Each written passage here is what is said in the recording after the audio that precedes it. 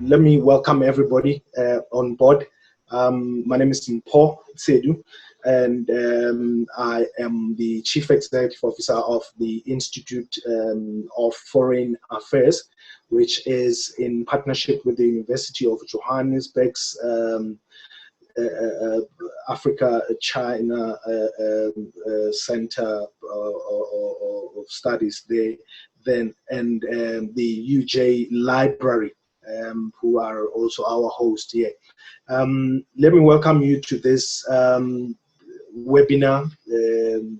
Obviously, given the circumstances that we are living under at this point in time, we were forced to opt for this, and we appreciate everybody who has logged on, who has come on to have this discussion, or rather have this dialogue about this world icon that Madiba is. The rationale behind this dialogue is really ourselves as a foreign affairs, foreign policy, international relations institute. We thought, let us look at things that relate to the life of Nelson Mandela. This month being Madiba Month or Mandela Month, it was appropriate that as we look at Nelson Mandela from our side as an institute that looks into foreign affairs and international relations subject, how do we look at this icon?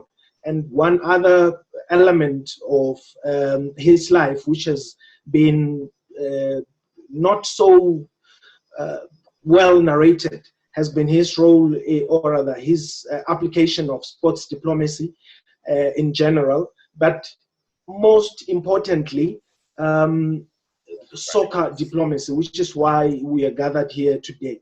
So as I welcome all of you on board today, I do so with a sense of pride to say, let us open up this debate, let us open up this discussion, let's review, let's look back at what Nelson Mandela did through soccer or football, not just in South Africa or in Africa, but all over the world, so to say. So therefore, I welcome all of you, and please, even if you are not on the panel, other attendees, I can see there's quite a number of attendees there.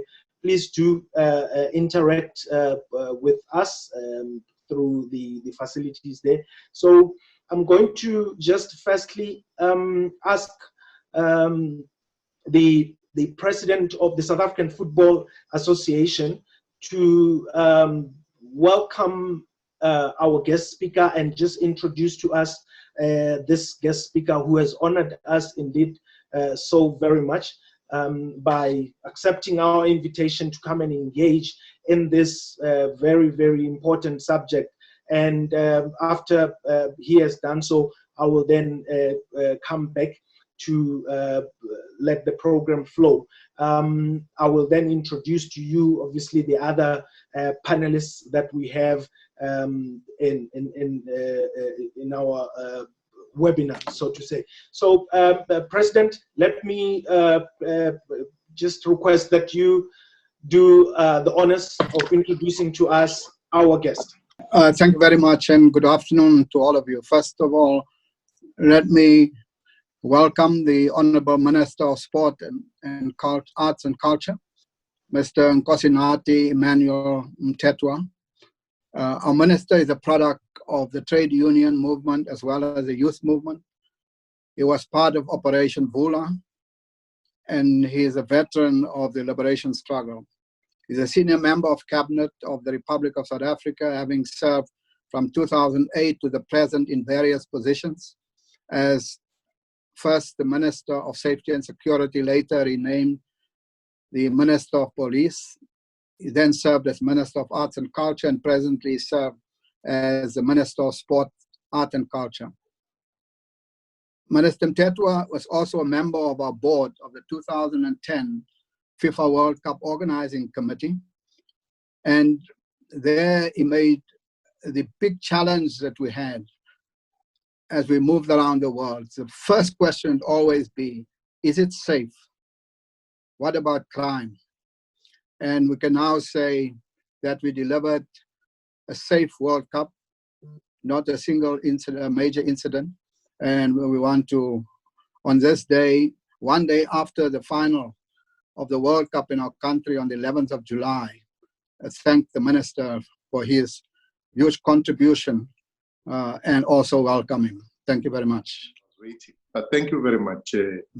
Our program director today, Mpotsedu, the president of SAFA, Dr. Jordaan. I've seen Mr. Tovey Mkuku here with us, Mr. Amankwaa, Mr. Rathbone. We also have Mr. Maimela, everybody, members of the public, of the media, ladies and gentlemen. And thanks the President of SAFA for the introduction. Perhaps all of us here with the panel I've just mentioned, the first thing we would have received from Madiba today, he would have chastised us for having a boys' club. We have had interactions with him over a period of time, and he was very sensitive to that. I'm referring here to ourselves as a panel. Perhaps it's one thing, unless I'm leaving somebody else. It's one thing as we go forward, we need to pay attention to ensuring that at all times we strive for a non-sexist situation and gender equality. I extend my warmest greetings to all of you, those who have tuned in and ourselves here. And these indeed are extraordinary times.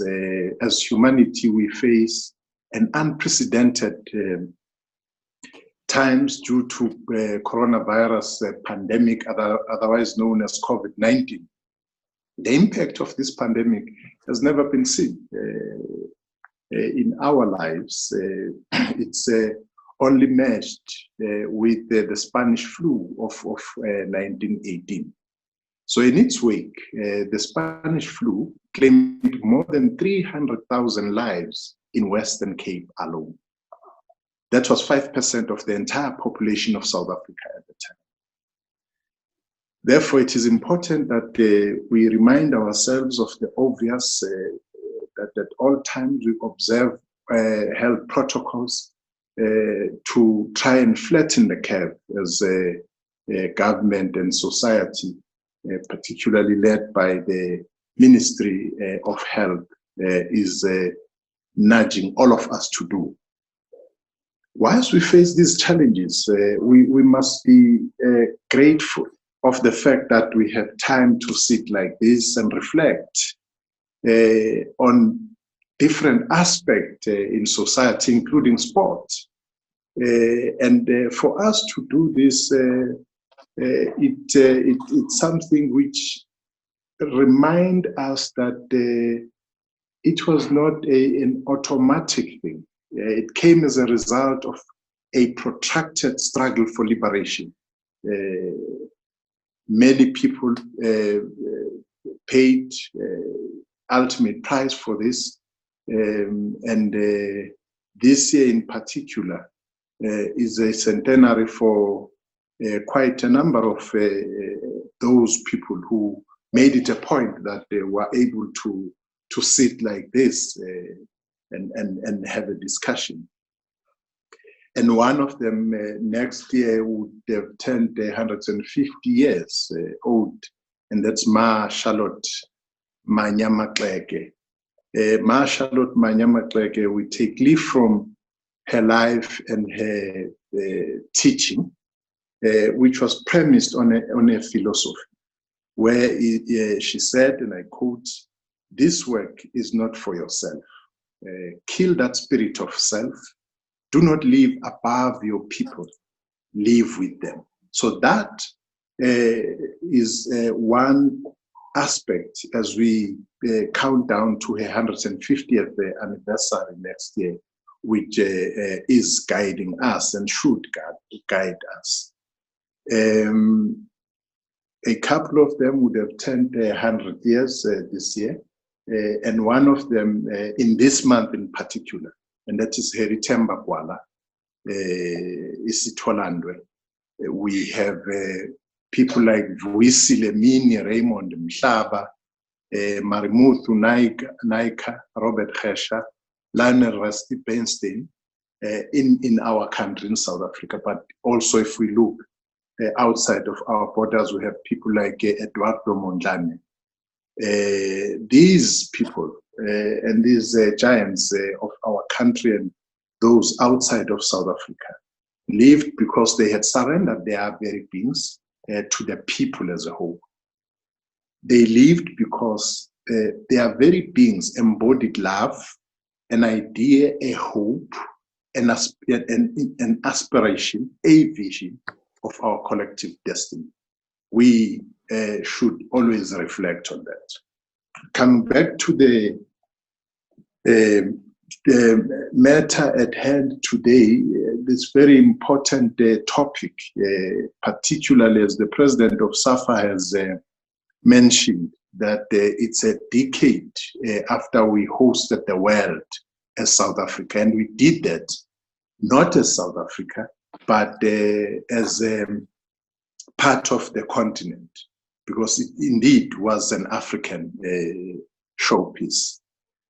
When we look at the question of sport diplomacy, diplomacy is the management of international relations by negotiation, the method by which these relations are adjusted by ambassadors and envoys.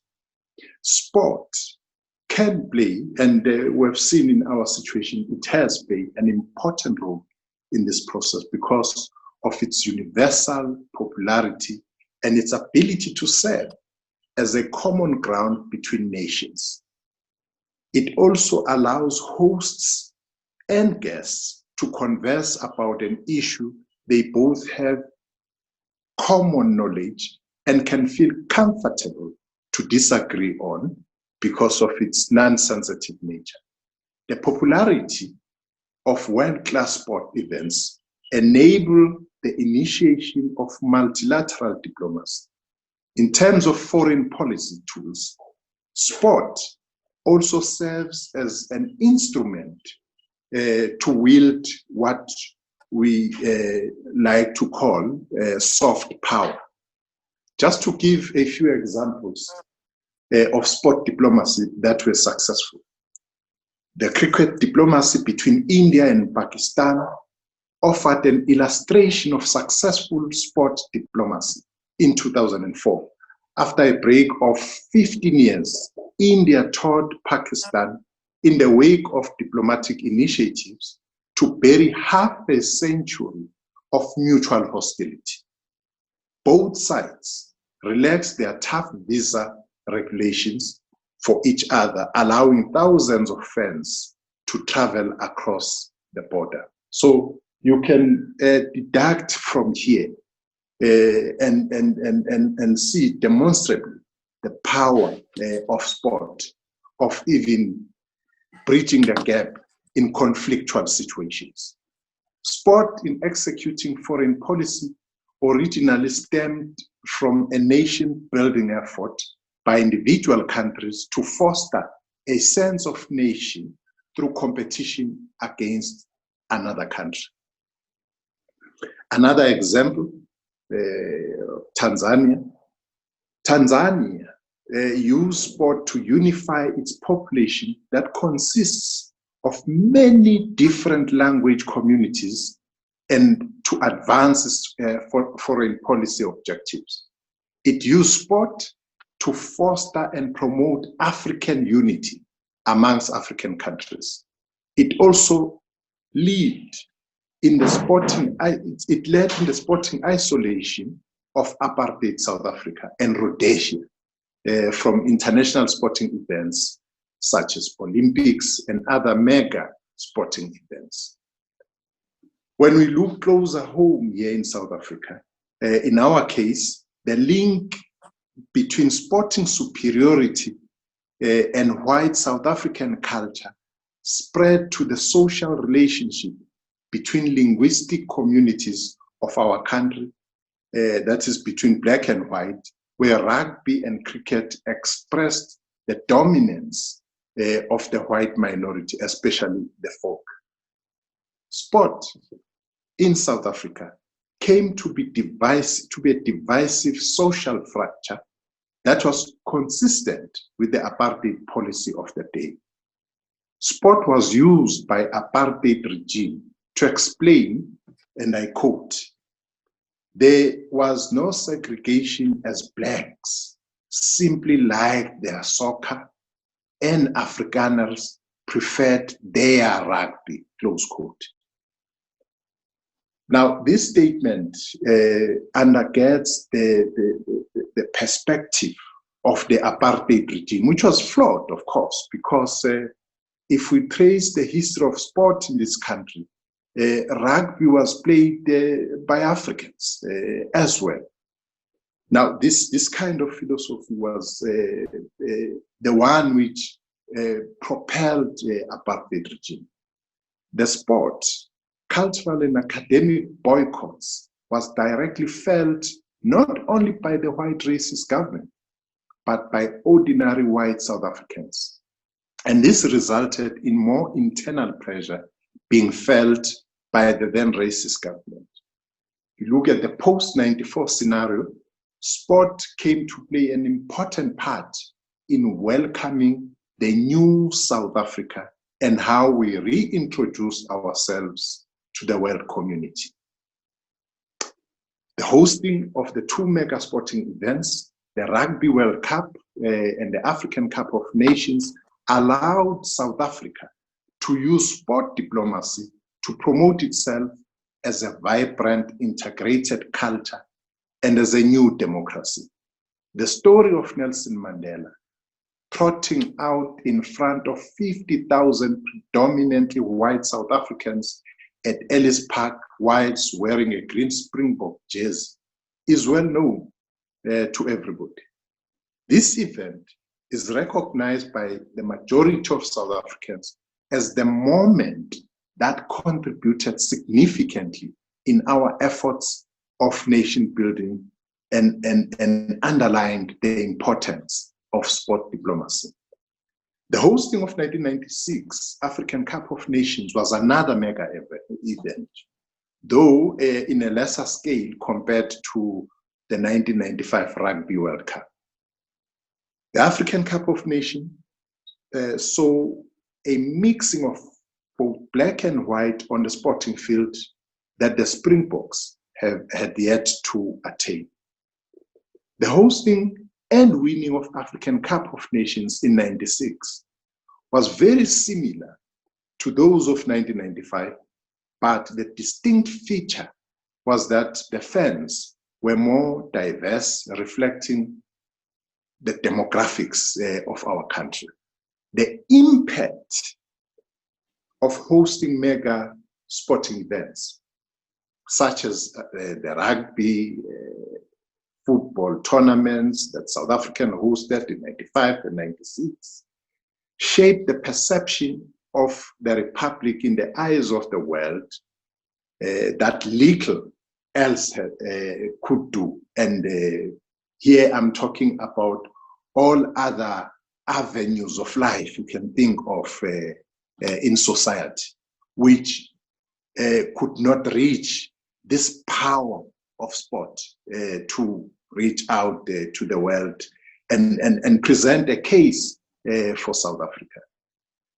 It is therefore was not surprising that down the line we became the host of FIFA World Cup, because the world had seen South Africa through the eyes of sport. And it was this prism which sent a message to the world that we are a nation in building, we are striving for unity in our own nation. We have seen that mega sporting events focus the world's attention like little else, and that a country's performance as host often has dramatic ramifications in affecting the nation's brand abroad. Now, what lessons do we derive out of sport diplomacy? One, sport provides an unofficial reason and location for international leaders to meet and begin dialogue and conversation about a whole host of things, from political, social, economic. All those become possible because of the power of sport diplomacy. Sport provides insight into the host country and educate others about it. The impression people had of us, as President of SAFA has related, the world was looking at us in a negative light, that you are hosting this World Cup, but you have crime. There's going to be chaos in your country and so on. But through sport, the world was educated differently about South Africa. And it bridged cultural and linguistic differences amongst nations. Sport can be used to create awareness for international relationships through sport ambassadors. Sport events can be used to create a legacy for a host country, improving its image in the world. Sport can be used to create legitimacy for a new nation, As I conclude, the program director, I want to emphasize the point that sport plays an enormous role in our daily lives. This is one aspect of life where everybody, young, old, black, white, rich, poor, have something to exchange in conversation about. This is the aspect of our life where ordinary people are experts in, and similar to other cultural global phenomena such as popular music, food, and dance. Sport entails a universal language that everyone speaks. As a former president, the late President Madiba, once stated, and I quote, "Sport has the power to change the world, to inspire and to unite people in a way that very little else can." To that extent, Program Director, I would want to thank you for your attention and the opportunity. Yambos, thank you very much, and indeed for that contribution that you have just made here. It's going to be a very interesting dialogue here, I must say. The Center for Africa-China Studies in the UJ Library are bringing us this dialogue, of course, in partnership with the IFA. Minister, you have raised various issues relating to what sports diplomacy is. But let me just remind our audience that we have here the president of SAFA, Jordaan. We have here the former captain of Bafana, Neil Tovey. We have here Gary Rathbone, one of the most well-traveled producers on the African continent and globally. We have here Coudjoe Amankwaa, the Ghanaian-born African soccer journalist. And we will definitely have a good time. But before we do that, let me just from an academic point, quickly invite David Maimela. David Maimela is a former student activist. He's currently also a board member at the SABC, but his daily job involves, of course, taking care of the health matters of the province of Gauteng as the head of the MEC's office. But over and above that, David is a specialist on international relations and foreign policy. He has written extensively, a founding member of MISTRA. David, quickly just share with us, what is this soccer diplomacy that we're talking about from an academic point? And perhaps you will find time to also go into that paper that you wrote some time back regarding the 2010 World Cup. Thank you, Mpho. Thank you very much for this opportunity, and really a happy birthday and a gracious anniversary to our founding father, President Nelson Mandela. Really, thank you for this opportunity. I think that what I really am going to do quite briefly, and hopefully I can do so in quite a few strokes, is that I'll speak about the role and the leadership of the former president in relation to sports diplomacy in general, but football diplomacy in particular. And in this regard, I'm just going to be deliberate that conceptually and historically, we consider rugby to be part of the broader family of football, just like you would have soccer and the American football, etc., etc.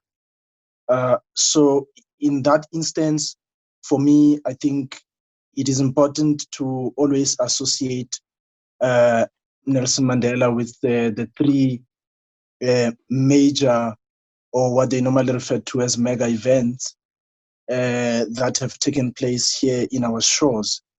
Let me start off by saying that the task of former President Mandela, insofar as our foreign policy is concerned, was very simple, straightforward, and very direct. The first task that he had in his hand was to basically reinsert South Africa into the global community of nations. And secondly, it was for him to basically express and expose to the entire world the new founding values of our new democratic society. Starting from 1994. And in that way, then he sought to basically reset our foreign policy agenda, and he had to make sure that we actually do away with our previous kind of image as a pariah, in the global community. And I think I must also say that he also associates with sports and football in particular, because he himself was an amateur boxer, as you remember. So he understood the power and the role of sports in society, which I'll speak to quite briefly. So I think that one of the things that will always be associated with Nelson Mandela are the three global stages that he actually walked through insofar as football is concerned. The first one really was in 1995, which was also a platform that was basically used to project our values as a country insofar as a reconciliation is concerned, insofar as human rights are concerned. I think that particular stage actually projected South Africa as this country that is coming out of a very deeply racialized society into a world where we pursue non-racialism. And as you can see today, insofar as that is concerned, football actually is, more than any other sporting code, has got a more unifying force across the world. Even today, even though fans are not going to the stadiums, but people are still united behind football. But the challenge is no longer with the former president about defeating racism in sports and in society. The challenge is now with us. I think the former president did the best that he could as a leader, and as a leader who emerged out of concrete South African conditions to actually project those values that actually we are all part of a human race rather than belonging to various racial categories. And I think he succeeded in that regard. So if you look at what is happening in America today and you look at what is happening in Europe, whether you look at Mario Balotelli's incidents around race, whether you look at Samuel Eto'o and many other players that have suffered at the hands of racism. But football, FIFA has got a very clear campaign globally to actually pursue non-racialism. So that's one aspect. Then in 1996, really, at the AFCON, Madiba used that particular stage to basically reinsert South Africa into the African region to simply project the message that South Africa is actually part of Africa and that South Africa cannot succeed without being part of Africa. That if Africa fails, South Africa fails, and if South Africa succeeds, then the entire continent succeeds.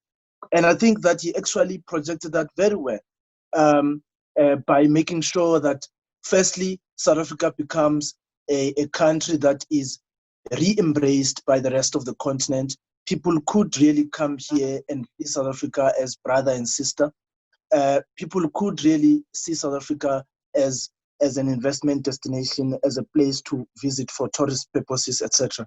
Then in 2010, of course, as a statesman now, long after he had retired from politics officially, then in 2010, really, he also again used his stature as an international statesman, as a man of peace and as a man of international cooperation, as a man of reconciliation, to actually say to the entire world, it is now time for us to return back to Africa, where human civilization had actually begun.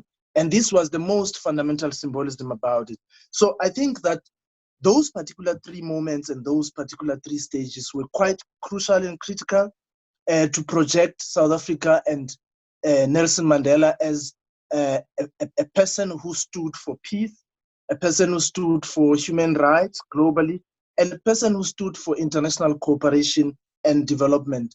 Well, again, the challenge is actually with us, whether have we used the 1995 Rugby World Cup, the 1996 AFCON, the 2010 World Cup to actually build on those moments and that momentum to actually attract more investment into the country, more tourism into the country, more international cooperation, more trade into the country, more even African intercontinental trade. So I think that Madiba has actually done a lot in achieving and setting the stage and resetting the agenda. So he has done his part. It's now for us actually to take the baton forward. And it's actually a bit questionable and doubtful whether we are still holding on to those momentums. Are we still seeing South Africa and the African continent as a destination for international trade and investment? Have we used those moments to actually build that particular momentum to attract a lot of investment in this regard? So I think in a nutshell, I think that's what he achieved, that's what he symbolized, that's what he stood for. So I think really his legacy is quite great in this area. Thank you very, very much. I wasn't expecting you to be that brief, but can see that we're making progress. Thank you very much. Let me just carry on now and go to the man who has seen it all when it comes to South African football. Who am I talking about? I'm talking about Danny Jordaan, a former member of parliament, a former executive mayor. Well, a former couple of things, but what he still is the what he still is the president of the South African Football Association, and this is a man who has been there. He has seen Madiba take this country from what it was not into what it turned out to be. President Jordaan, just share with us, and later, indeed, Tovey, I'm still going to ask you about the Nigerian assertions that you only won AFCON because Nigeria was not there. But we'll come to that. It's also part of soccer diplomacy. President, it's your time. Thank you very much. I must thank you for inviting me to participate in honor of Madiba. I had a good fortune of traveling with Madiba for 10 and 11 hours in the bidding process. And I can tell you, Madiba is the most wonderful storyteller. I could listen to him. And yesterday was the final. And Nelson Mandela made that memorable appearance at the FNB Stadium to wave goodbye to the friends. And millions on television viewers around the world watched and waited for that long appearance of Madiba in the 2010 World Cup and appreciated that he appeared at the final. And if we understand diplomacy to be an art of dealing with people in a sensitive and tactful manner, skill to manage international relations to win hearts and minds and not to arouse hostility, President Nelson Mandela was a super diplomat. I remember, you know, as the NSC, we had taken a decision that the Springbok is an apartheid emblem, and therefore it must be removed and replaced by the Protea. We had already taken those decisions. And we were called by Madiba, and we met him at his house. And that was one of the most difficult days of his life. And yet he was ready to deal and engage with the sport leaders. And he said to us, look, I want to ask you, is there anyone amongst you that can tell me anything about the horrors of apartheid? We listened and said, no, Madiba. Is there anyone who can explain to me what apartheid means and what apartheid is? We said, no, Madiba. He said, okay, explain to me, why are you against the Springbok?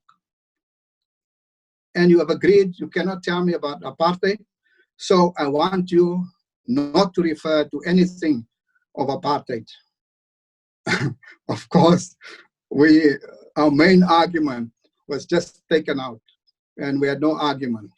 And then he started explaining to us about nation building, about reconciliation, about symbols, and the importance of the Springbok to rugby and its history, and so on. And so if you see, then there was a compromise that on the rugby jersey was both the Springbok and the Protea as a compromise. And so Madiba looked not at the problem, but at solutions. And when he talks about sport as the power to change the world, it's the power to inspire, it's the power to unite people, it can create hope where it's only despair, it's more powerful than government in breaking down racial barriers. Madiba pursued this path. But also, we must say that there are people like Dr. Ashwin Desai says that that nation created on a sport field crumbles in a few months. And very often people talk about sport create a 90-minute patriots. And after that, they go back to their ways. But Nelson Mandela understood that sport alone cannot achieve a non-racial and equal society. But sport is a very important trigger, contributor, or a starting point in that process. Nelson Mandela understood that the use of sport as a diplomatic tool, but clearly not the only factor in building a non-racial society. Madiba pursued an inclusive non-racial society as a commitment and as his life struggle.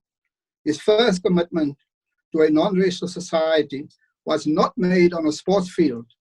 but in a courtroom as an accused for fighting against racism and apartheid. In the Rivonia trial in Pretoria Supreme Court on the 20th of April 1964, he said, "During my lifetime, I have dedicated myself to this struggle of the African people.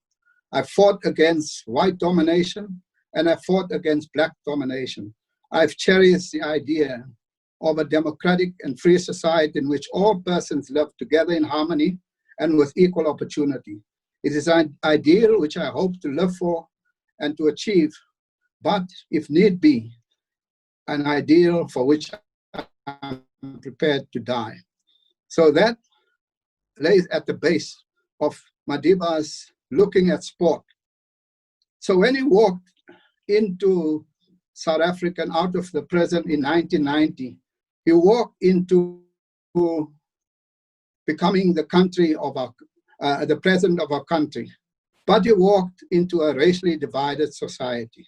He walked into a South Africa with almost all its major codes racially divided. In football, for example, we had 4 bodies pretending to be national bodies, racial separate bodies.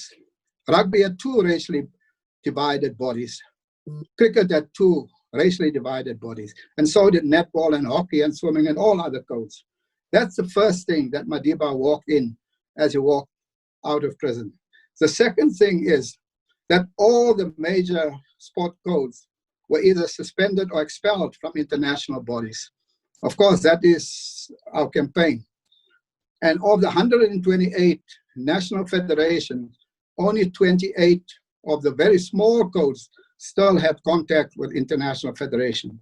So he was faced with a society far from his ideal expressed in his speech in the Rivonia trial, a free society in which all persons live together in harmony and with equal opportunities. And that, of course, comes after a long struggle for the isolation, suspension, and expulsion of South Africa. After the Sharpeville massacre in 1960, FIFA suspended South Africa in 1961. After the 1976 Soweto uprising, FIFA expelled South Africa as a member of FIFA. So by the time Madiba came out of prison, we have done our work to isolate apartheid sport from the international federations. And so the process of rebuilding the nation and reintegrating the nation as part of the international community started in the period from 1990 to 1994. And people like Samram Semi have made a major contribution in both sides of that process, in isolation and in the reintegration. The release of Nelson Mandela started the rebuilding process, and basically 3 tasks. 1, to create single non-racial sporting bodies for all codes, to assist the codes to be accepted into international federations, even before the first democratic elections in '94, and then to focus on sport development. First example is in 1992. When FIFA expelled South Africa, they set 2 preconditions. 1, apartheid must cease in terms of law and policy, and 2, there must be a single non-racial football controlling body in South Africa. So while we had a single controlling body, South African Football Association, by 1991, apartheid was still on the books. And FIFA asked a simple question from Madiba. This process that you are engaging of negotiation, is it irreversible? Will it result in democratic elections? And Madiba said yes, and that was the end of the story. And so you will see South Africa was accepted as a member of FIFA in 1992. The first democratic elections came in 1994. There was a lot of talk of the so-called irreversibility test. Is this process irreversible? And Madiba has spent a lot of time to explain to us about this process and why it's irreversible, and that is a discussion for another day. But everybody accepted. If Madiba says so, that's the end. That guarantee they accept.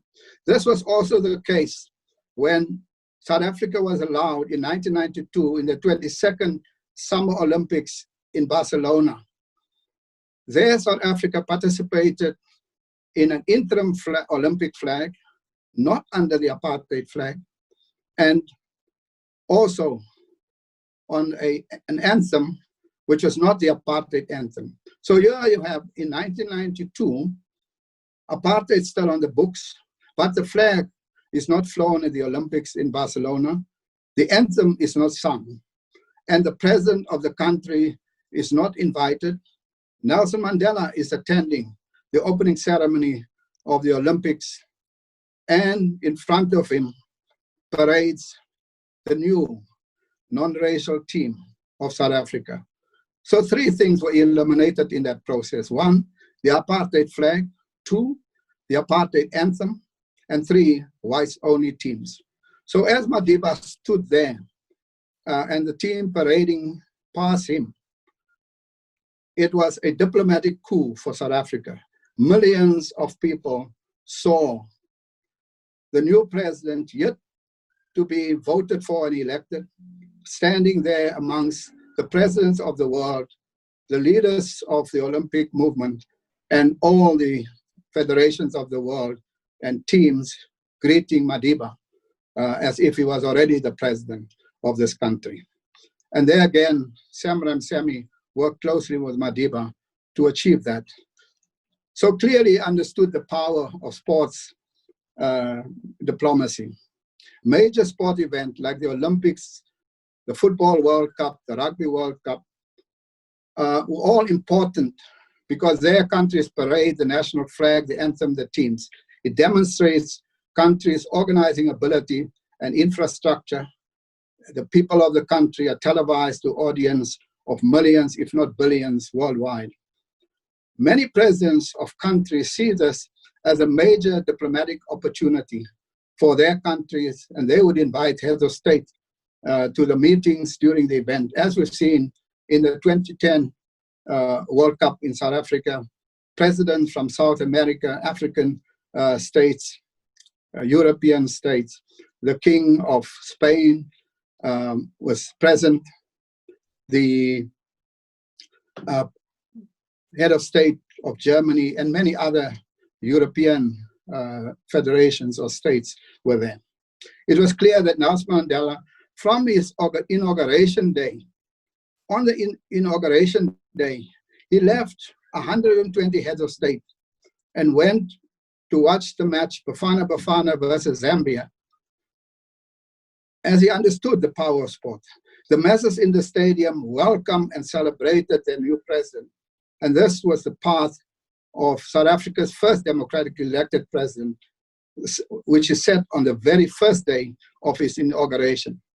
It was continued with the appearance of the Rugby World Cup finals, won by South Africa 95, 96 African Cup of Nations final, won by South Africa. And this set the basis for his commitment to the 2010 bid, and finally traveled with the bidding team to Zurich and make the final presentation on the 14th of May, 2004. The announcement of South Africa as the first African country to host and awarded the World Cup after a period of 100 years of FIFA history. FIFA was formed in 1904, and the first African country, South Africa, was awarded on the 15th of May, 2004, 100 years later. So every country, as we've seen, every country president wants to meet Madiba. So we did not have to explain the details of our bidding plans. We simply have to present Madiba and present photo opportunities and greetings. And that was the end of that bidding process. The award of the World Cup to South Africa was very special. When Madiba said, upon receiving the trophy, "I feel like a young man of 15 years. I won't tell you what else he said. He told us that he listened to the 1966 World Cup on a radio while in prison on Robben Island. And he could never dream that this event will be hosted in his country. So it was a special moment for him. The 2010 World Cup was, of course, confronted by Afro-pessimism, fear of traveling to South Africa, and consistent talk of a plan B. And we know all of the challenges that we faced. Will they be ready? Can we trust them? Will it be safe? And lastly, will FIFA make the revenue that they expect from a World Cup? They made 2.8 billion from the World Cup in Germany. And strangely, Germany argued the same thing that we argued. Germany, you had East and West Germany. In 1990, when the wall came down, Germany argued that in order for Germany to create and build a new nation between East and West Germans to a single German nation, the World Cup would present that opportunity for nation building. I don't know whether they listened to Madiba and then use that as part of their bidding process. The impacts of sport ability to unify nations and to improve diplomatic relations has many positive examples. However, sport also has examples of creating tension and division. One such example is what is called the soccer wars between El Salvador and Honduras on the 14th of July, 1969, after a three-match series qualification for the World Cup for the 1970 FIFA World Cup in Mexico. We must point out that the border dispute between these neighboring countries, high numbers of Salvadoran nationals going to work in Honduras, and many other conflicts between the two countries lay at the base. But it is a fact that the three matches ignited an already inflammable situation. Nationalistic fever sparked violence, and the president of El Salvador called the Argentinian coach Bundio to tell him he must defend the national colors. This match is about national dignity. It's not about 3 points or qualification. And so at the end of the final, the bombers arrive to bomb El Salvador and retaliation in bombing Honduras in what was called the 100-hour war. Of course, a lot of the tension was generated through this match. There's also the Biafra War. In the headlines, newspaper said, asked the question, did Pele stop the bloodiest civil war in Nigeria's history for 48 hours? Because Pele and Santos went to play in Nigeria, and Pele says that they were given the undertaking that there will be no fighting if they come and play in Nigeria. And although the diplomats and emissaries had tried in vain for 2 years to stop the fighting in what was then Africa's bloodiest civil war, the arrival in Nigeria of the Brazilian legend Pele brought a 3-day ceasefire to allow fans on both sides to attend the match. So for 72 hours, football was more important than the war. The Time magazine reported so in 2005.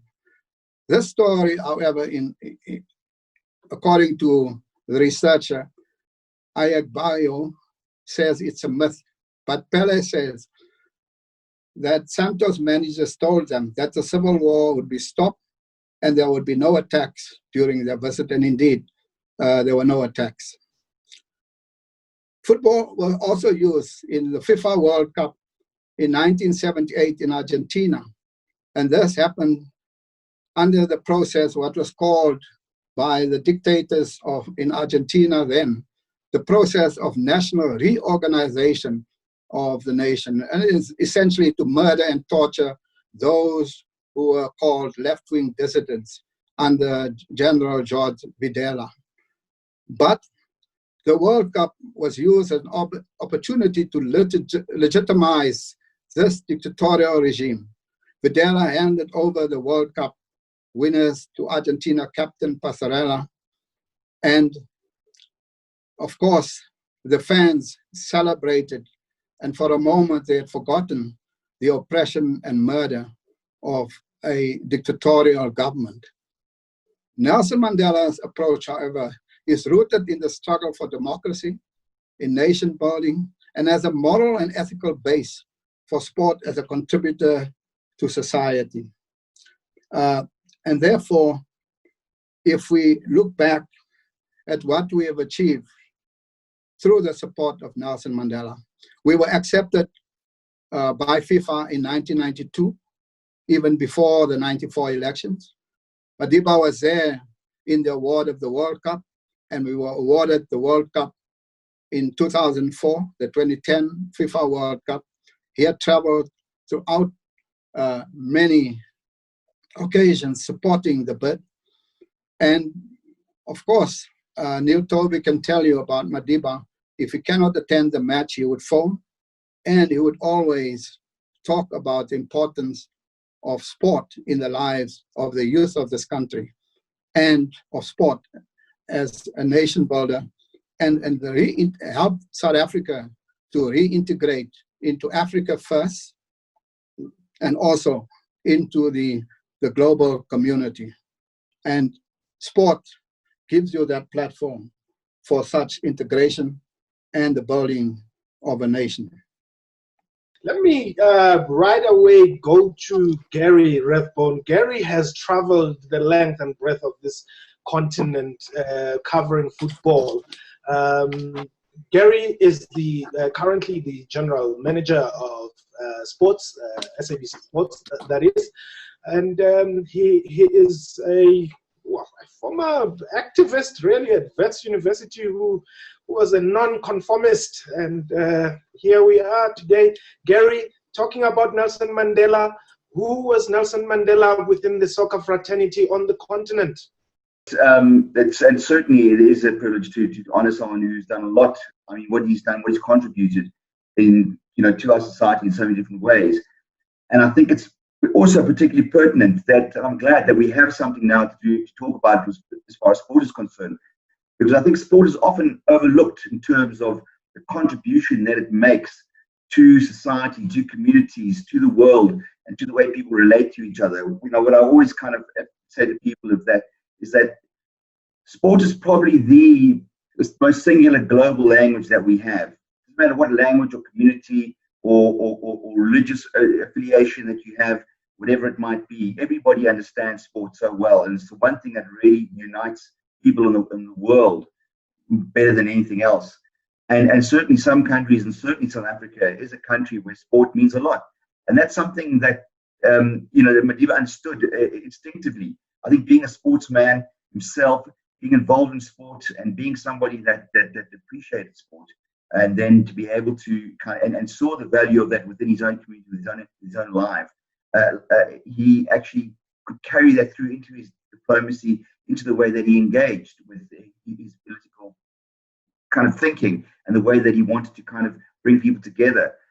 You talk about the continent as well. I mean, and certainly the effect, traveling. I think Coudjoe will probably back this up in many ways as well. But certainly in my years sort of traveling and working around at the African continent and from as a sports journalist and producer, doing content and covering stories and things like that.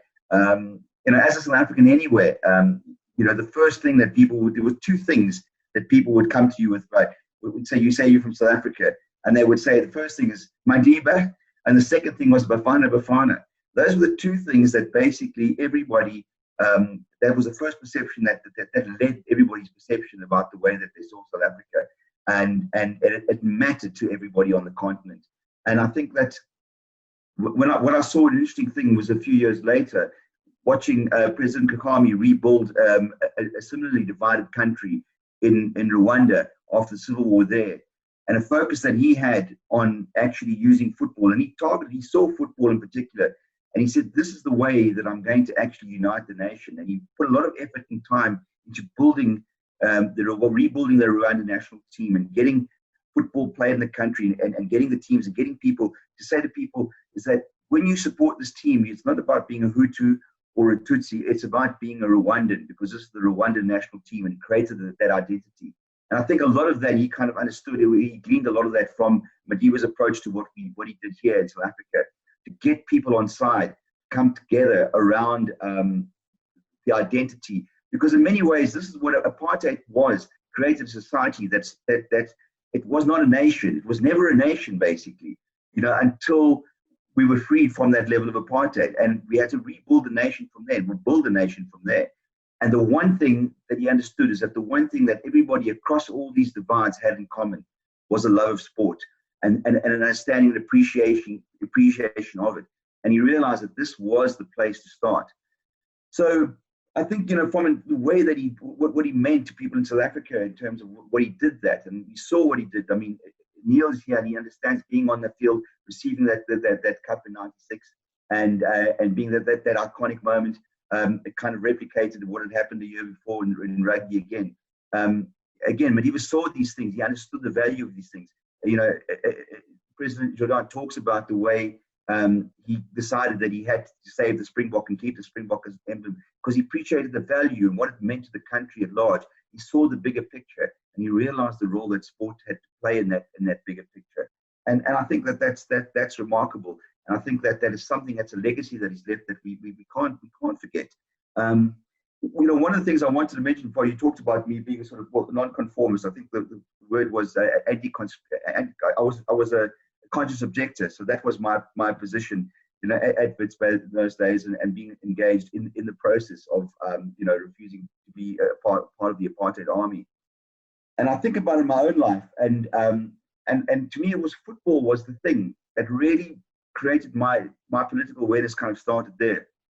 Was going to high school in Eshowe in Natal at the time where I was at school, and arriving in high school and being told that no, you couldn't play football, you had to play rugby, and I couldn't understand this, and they said no, well, because that's just the way it is, basically. And it was an implication was that black South Africans played football and white South Africans were supposed to play rugby. But I'd grown up sort of obsessed with football as a kid, and football was the only thing that mattered to me. It was the first time in my life I got confronted with this, how it actually impacted on my life. I mean, it seems selfish, but it was such an awareness that sport creates in that way. And I think that is a trigger for so many. And again, this is why, you know, sport has such a valuable role to play. And again, this is what Madiba saw in the country, where people would be changed by saying, hang on, how can I have, you know, this is, if I can't play sport normally, then this society is not a normal society. And then if I have to make the decision of what is really important to me, the sport that I want to play in a normal society, then you've got to say, well, then the society, the problem is not my sport that I want to play. The problem is the society. And society, you know, has to fundamentally be taken to task and changed, because it is fundamentally wrong. And to me, that was in a very sort of small way in my own kind of environment, was where my journey started to grow, to come to understand why, you know, the iniquity of apartheid. I know that it meant a lot more to millions of other South Africans, but in my small way, that's what kind of led me on my steps to change my mindset and eventually becoming a conscious objector in this role. And I think that this is why, you know, it is an important thing to remember and to see what he's done. As you say, the impact that he's made on the continent, the impact that it's made to people in this country, and the focus that he's created around that, I think is immeasurable. And I'm, you know, I'm glad to see how it's played out. I think the biggest challenge for us now really is that how do we keep that legacy alive?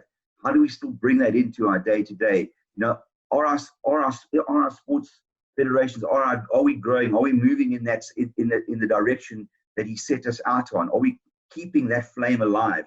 And I think it's very, very important that we must always consider in what we do, in whatever role we are, whether it's in the media space, whether it's the federation space, whether it's a sportsmen and women on the field themselves, that what we do, we've got to constantly remind ourselves that it's important that we are doing it for the nation. We are doing it for all South Africans. The value has to be to make us better as a nation and as a people.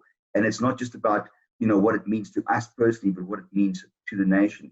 And I think I think the biggest challenge now is that we need to make sure that we keep that flame going, we keep that vision and that approach alive, and that we move that forward, so that we, you know, that we take what he'd set down, what he's put in place, and we build on that and take it to greater levels, because I think that there's still a long way to go. We have come so far, but this is not a time to rest on our laurels and say, look what we've achieved. This is the time to say, we've come so far. There's so much more that we can achieve, and that we can achieve it by working together and by keeping in mind that what we are doing, this is for all South Africans, equally together.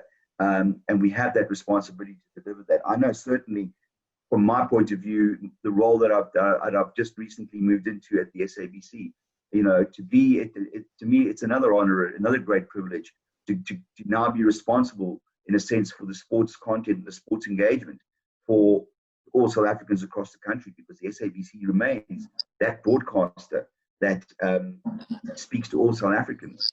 And it's a challenge, a real genuine sense of responsibility here to make sure that I can deliver and make it work for all South Africans. I think it's important that we keep that in mind. And I think that is the lasting legacy and the lasting message, I think, that we want to take from what he has set out, the program that he set in motion, as far as sport is concerned, and what it means to South Africa and what it means to the world.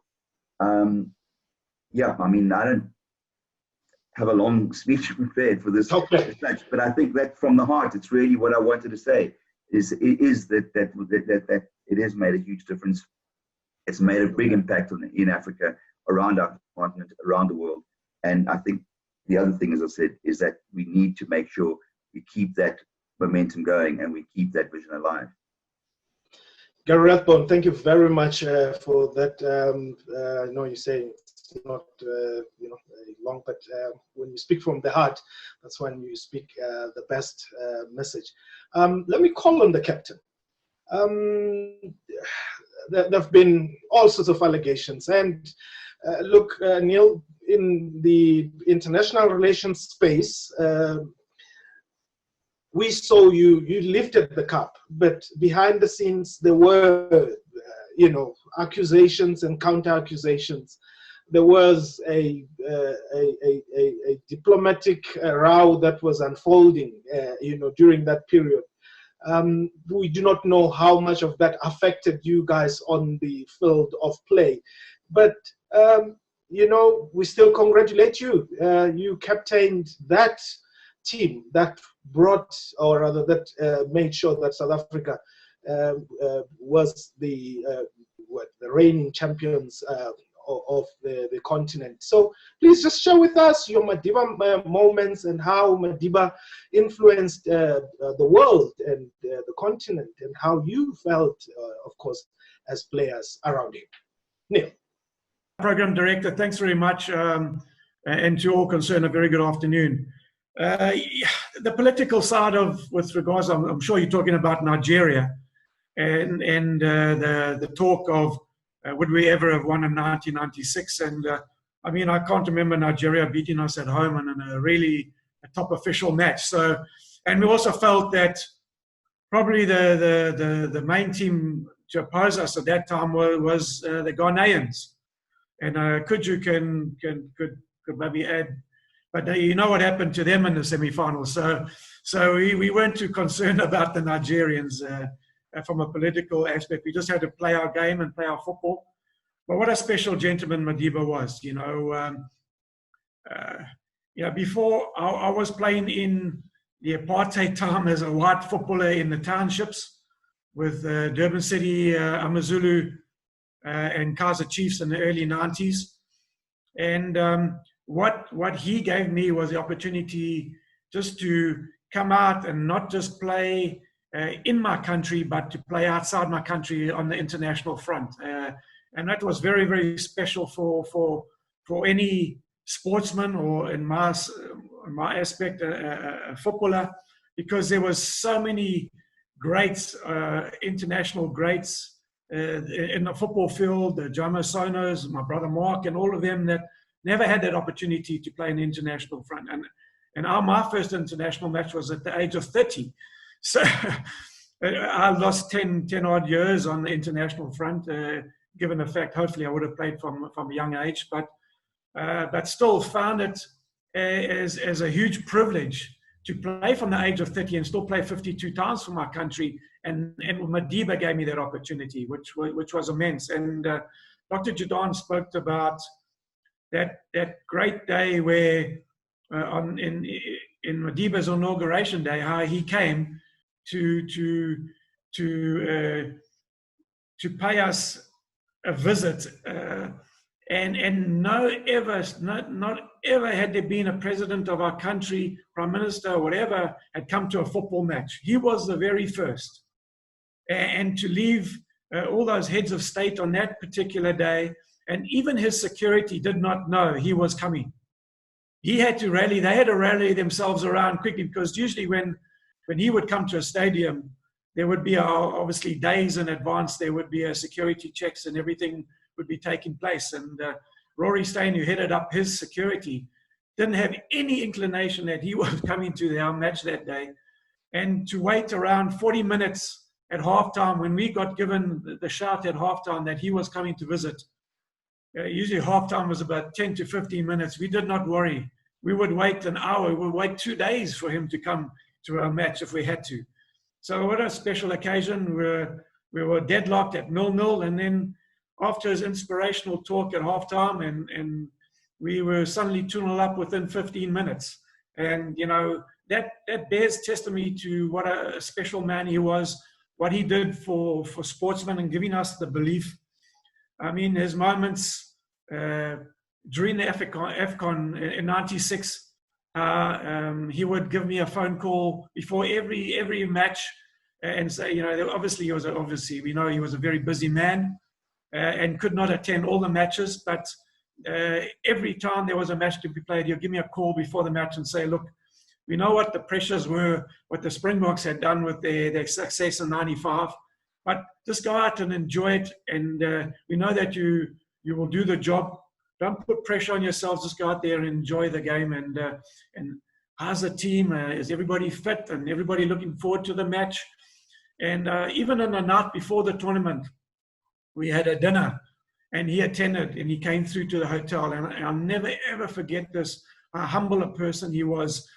When he walked into that room, and there was the players' wives, families, hotel staff, everybody that was there that night, when he walked into that room, he greeted each and every single person in that room. There would not be anyone more special than anyone else. He greeted even the hotel staff, and that was really stood out for me. That didn't matter where he was, he would greet and talk, and not just greet. He would have a conversation with you and ask you about you and your family, and in my case, and have a large discussion. And so, you know, what a wonderful man. And the tournament, we just knew that how could we not be successful then? For that man had given us an opportunity to play internationally, how can we not be successful for him? And as we know how we grew in the tournament and got better and better and better, and knew how it brought together all the different facets of the fans. You just had to have a look at that in the final, that particular day. If you just had a look at the spectrum of the stadium and all the different races that were there present that day, and how it united and got, as Dr. Jordaan said, that how it brought together the people and all different race groups, where the rugby players, yes, they had it, but on that particular day, it brought together the whole country and brought together whites that then took an interest in football, in the black national game. Was immense what it had done for the country. And in my life, how it put my life into perspective and gave me an opportunity, a profile.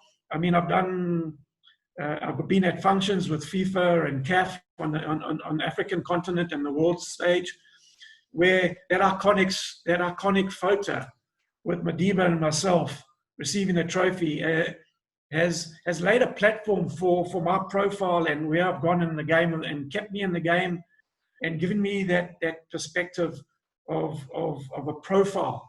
And I'm having photo opportunities with people that have been done much more in the game than I've done. But purely that iconic photo with Madiba has just given me that opportunity. And so it's certainly changed my life and given me that perspective, an international perspective, which I've been eternally grateful for. But more so, giving me that opportunity to be humble in one's life, like Madiba was. Well, Captain, thank you very much.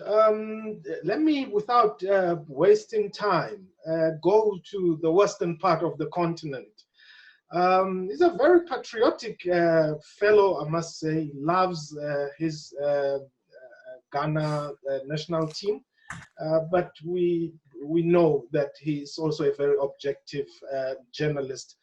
Coudjoe Amankwaa, in the event that Minister Nathi Mthethwa didn't know, not that he doesn't, he does, but in the event that Minister Nathi Mthethwa didn't know what Madiba or who Madiba was to the African football family, how would you describe him? President Nelson Mandela was the epitome of what the best was about the African continent. Prior to his release from prison, Africa was considered in the global community as a third world, as a continent of disease, as a basket case. But I can assure you, in 1990 February, when he was released, the perception of Africans on the global scale changed immensely, because he brought the best qualities that, of course, everybody was expecting from a society or a group of people. So for me, Madiba was the epitome of the best of what was to be expected from us as African people. And his involvement in sports and his signature tune of supporting sports, and in particular football, created a social cohesion for a country like South Africa that was coming from a very difficult past. And I can tell you, without that social cohesion, the Rainbow Nation, as espoused by the late Agriculture and of course Archbishop Desmond Tutu, could not have held. So it's very, very significant to point out the impact and of course the significance of Nelson Mandela to both South Africa as a country and to the rest of the continent. He came to give us a chest out. Now you can travel anywhere and be proud and say, I'm Black and still I'm very proud. Before his release, that wasn't there. Africans were undermined and ridiculed. Africans had no sense of esteem, and he was able to sort of bring us that. But Neil talked about 1996 African Cup of Nations. I had just come into South Africa late 95, and the Nations Cup was in early January, February in 1996. And guess what? You know, I was very confident that Ghana was going to beat South Africa. And I never thought in any way that South Africa could beat Ghana, to the point where I sort of made everybody in the newsroom in Soweto, including Agriculture himself, very, very anxious. And then they penned two stories of President Nelson Mandela and the late Osagyefo Dr. Kwame Nkrumah, and what they both represented for the African continent, and what they both have achieved for the African continent, and of course in diaspora. And guess what? On that very fateful Wednesday, I sat with one Rich Mkondo on the same seat. By that time, he was working for Reuters, and I was working for Soweto. And guess what? I never gave him peace, because I was actually playing the ball and kicking the tables as we were sitting. And in the end, South Africa emerged victorious 3-0 against Ghana. Of course, Abedi Pele didn't play, and that was a huge setback against Ghana. And the following day, I didn't even want to go to work. I sat in my room in the YMCA in Braamfontein, and because I've threatened the Sowetan people so much in the newsroom, in fact, Dr. Agni Klassi, the editor-in-chief, sent the driver to actually come and fetch me and to work.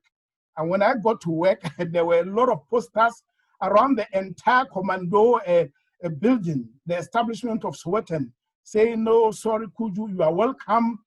And of course, then and then, I was forced to write an admission story piece. And in that piece, I don't know what came upon me. I consider that given the fact and the manner in which South Africa comprehensively beat Ghana 3-0, which have never happened, I root for South Africa to win the African Cup of Nations. And true to what I said, South Africa marched on and beat Tunisia 2-0 and lifted the cup. And South Africa joined the elite group of only 2 countries that have done well since their independence at the very well goal. And guess those 2 countries? It was Egypt, who won in 1957 and 1959. And of course, Ghana, that won in 1963 and 1965. And of course, South Africa, that won on its very first attempt in 1996. They joined the only 3 prestigious 3 nations on the continent that got their independence and right from the word go made an impact in as far as football is concerned. It took Nigeria almost 20 years to win the African Cup of Nations. They got independence in the 60s. They won their very first African Cup of Nations in 1980. So is many other African countries. Ivory Coast, they won their first African Cup of Nations title in 1992 after independence in the 60s. So to be very honest with you, football played a legitimate role. And I am of the belief that South Africa did very well because of the Madiba magic. Nobody gets closer to Madiba and remains the same. And Madiba's involvement and encouragement to the Bafana squad inspired them against all odds, because by that time, Ghana was very strong. Ghana had Abedi Pele, they had Tony Yeboah. And if anybody was watching football, Tony Yeboah was one of the prolific strikers. In fact, it was Tony Yeboah who moved from Leeds United and ensured that Phil Masinga was loaned from Leeds United into Udinese in Italy. And in that year, when he came, the first best 3 goals in the EPL was Tony Yeboah's goal. Number 1, number 2, number 3. And when all is said and done, the impact of Madiba to the social cohesion of South Africa as a country is enormous. And I think he has done his bit and played his part. He has given this country the blueprint and the continent the blueprint to use sports as a catalyst to build social cohesion. Without social cohesion, nations cannot succeed. Without national unity and a sense of happiness, nations cannot succeed. And even government cannot claim legitimacy over people. And in my view, I think when you look back and look at the diplomacy of Madiba in sports and football in particular, he has done a lot and set South Africa on a solid path to ensuring that this country succeed and ensure that the rest of the continent also follows suit. Again, you look at the World Cup, I will say the last point. The success of the World Cup demystify perceptions about the African continent and Black people, both in Africa and diaspora. Like Mr. Jordaan alluded, there were a lot of talk, plan A, plan B, crimes, can South Africa host it, plan C, plan Z, and yet, after a successful World Cup, where I was part of the analysts, we sat with Paul Ince, we sat with Dwight York, we sat with Western people who, proud to come into South Africa, was thinking this is a country that was a no-go area. This is a crime-ridden country. But the success of the World Cup created that feel-good factor and changed the perception, not just of South Africa, but the entire African continent. And now you can have a Trevor Noah from South Africa that sit in the United States on a comedy show and sort of speak to the American people, could be able to sit with President Barack Obama and speak to him face to face. I think these are all the legacies of President Nelson Mandela. Thank you very much, Coudjoe. Thank you indeed.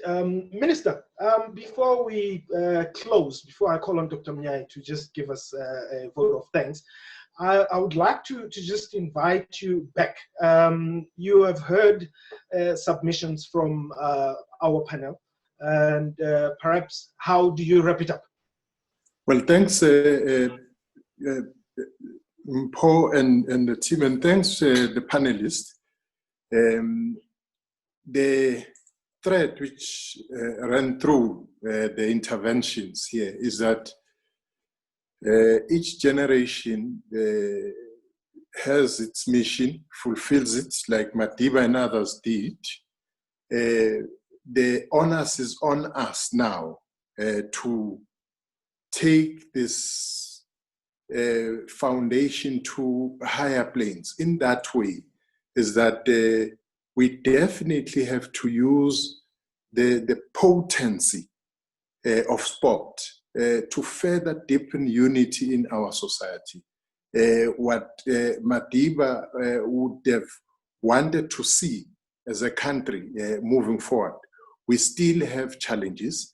We've got to take a very bold stance as society that the most important thing for us is that we should unite as a society and ensure that we fully integrate into our own continent, because we are Africa, and we've got to ensure that the unity prevails. It's not going to be easy, but we'll have to take a deliberate effort to ensure that we use sport to unite our people. Minister, thank you very much there.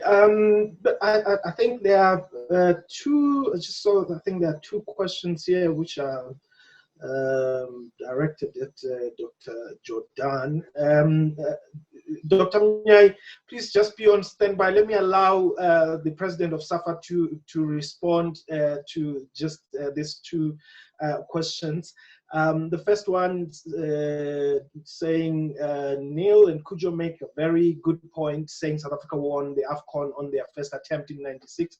From then on, one would have expected the country to build on that success to dominate the continent and challenge the world. However, the downward spiral is well documented. What do you think, where do you think rather South Africa got it wrong? Then the second one, Mr. Jordaan, the PSL has sent a letter to SAFA informing the mother body of its training and playing venues. They recommend the league resume on July 18 in Gauteng, a COVID-19 hotspot. Your reaction to this, please. Dr. Jordaan, let me just give you an opportunity to respond to that before I call on Dr. Nyai to wrap it up for us.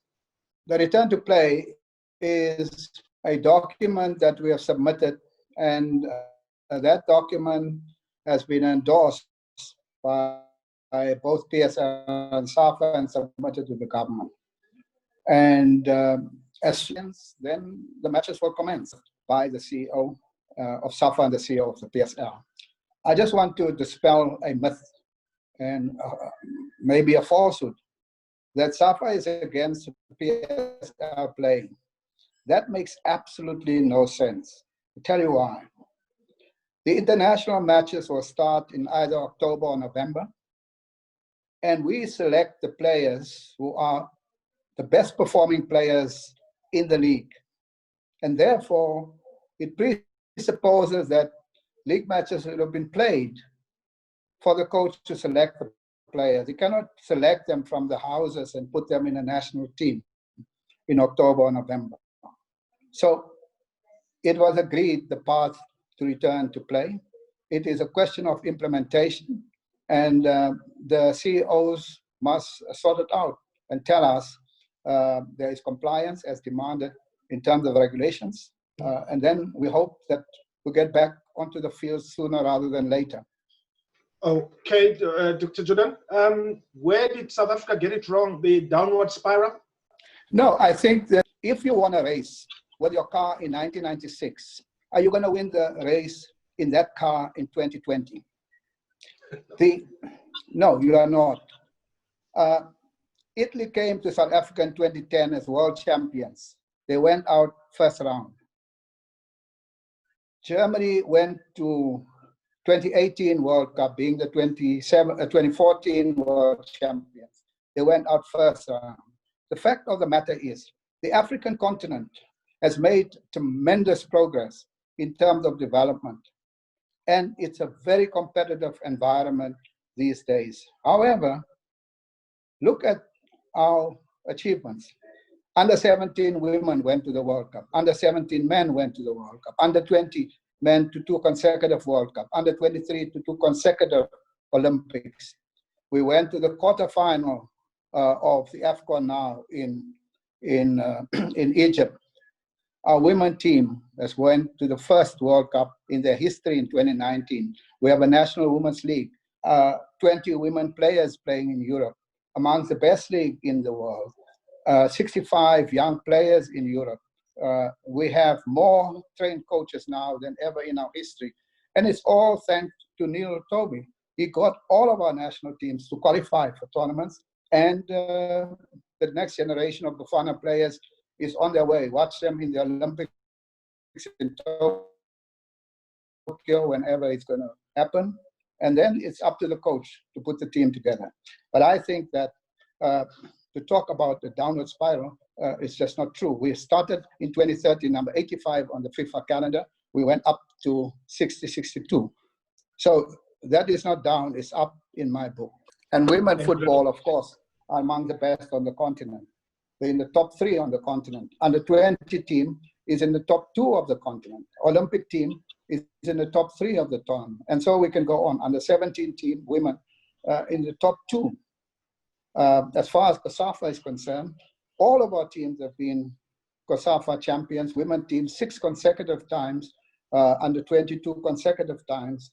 And so I don't know if that is down. Okay, we have ran out of time. I want to call on Dr. Munyai to just give us a vote of thanks.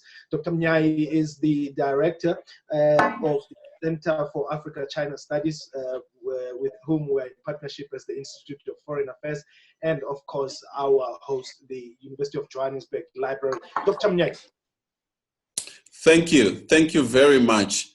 Let me take this opportunity to thank the Honorable Minister, the President, Jordaan, and all panelists for this great opportunity to really indeed go back in history to talk about the role of sport diplomacy in uniting our people in South Africa, across the African continent, and indeed in the world. The Honorable Minister touched upon the role that sport, cricket in particular, played a critical role in bringing a brief peace between India and Pakistan. And indeed, the role played by President Mandela was critical in South Africa in uniting the nation and bringing the continent to the world stage. So I think with these messages from all panelists, it is indeed a great pleasure for us at University of Johannesburg Center for Africa-China, in partnership with our library, to take this opportunity to thank our partner, IFA, as well as all other role players, our colleagues who behind the scene, who played a critical role bringing this event together. And until we host another event, I would like to thank you all and have a great weekend. Thank you. Thank you. Thank you. The University of Johannesburg, the future reimagined.